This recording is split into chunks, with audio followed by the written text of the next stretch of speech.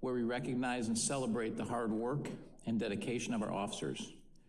Your unwavering commitment to our community does not go unnoticed, and we thank each of you for your service. Well, we have held many of these ceremonies, and we've honored our officers who do an amazing job. I realize that I also, in probably the 12 or 14 of these we've done, I've never taken the opportunity to acknowledge those who support and equip you with the tools and leadership necessary for success. Tonight, I want to change that. So first, I want to thank Trustee Healy, Katsinas, and Milani for standing strong with me in opposition to the Safety Act. Some of you may recall, on January 18, 2021, we passed a resolution in support of law enforcement, reaffirming our commitment to public safety and opposing efforts that would undermine our officers. So that resolution stated that we support our law enforcement agencies and their members who serve our communities, disapproving of efforts to delegitimize the law enforcement profession, reducing municipal authority, prioritizing criminals over the safety of law-abiding citizens and police officers, and calling on Governor J.B. Pritzker to veto HB 3653, which they still should eliminate. I also want to recognize the entire board for their continued commitment to our officers. Beyond ensuring that our officers receive the highest pay raises in the village and remain among the highest paid in the Chicagoland region, they have provided critical resources, including state-of-the-art tasers, upgraded duty weapons, riot helmets, gas masks, and lighter body armor. We've provided body-worn cameras, riot shields, rifle plates, vest carriers, and new exercise equipment for the department's weight room, unmarked SUVs for detectives, and the establishment of a peer support team. They've also put AEDs and cell phones in every beat car. In addition to equipment, the board has invested in training and facilities, including over 15,000 hours of training in 2024, and an expanded and upgraded evidence room that will be built this year.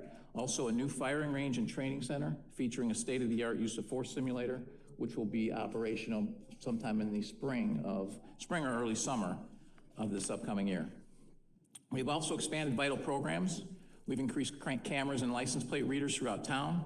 We've expanded the drone program and trained more officers in its use. We've strengthened the targeted response unit with additional personnel, and we've increased participation in the federal task force operations.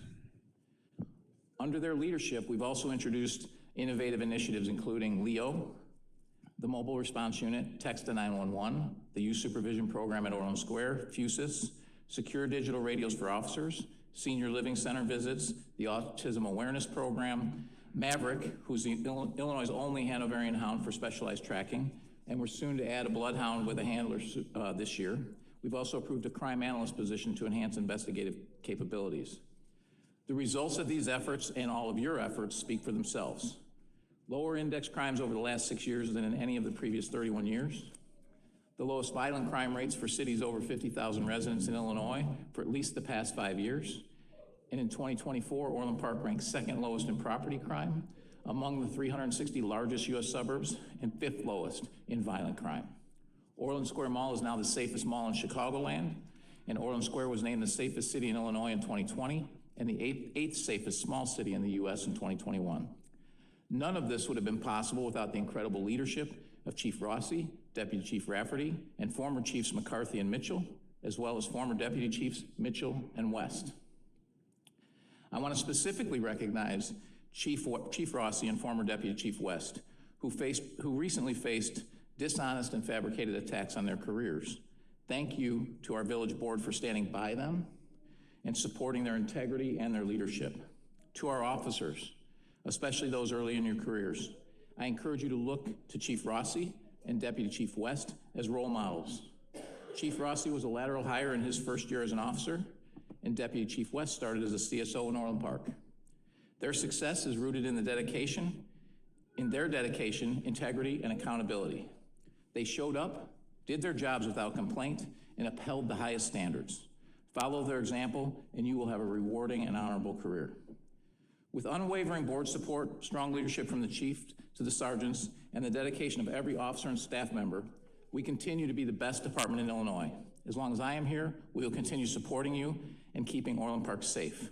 We will stay committed to maintaining our standards because they work.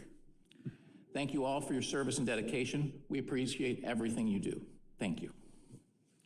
And with that, I'll turn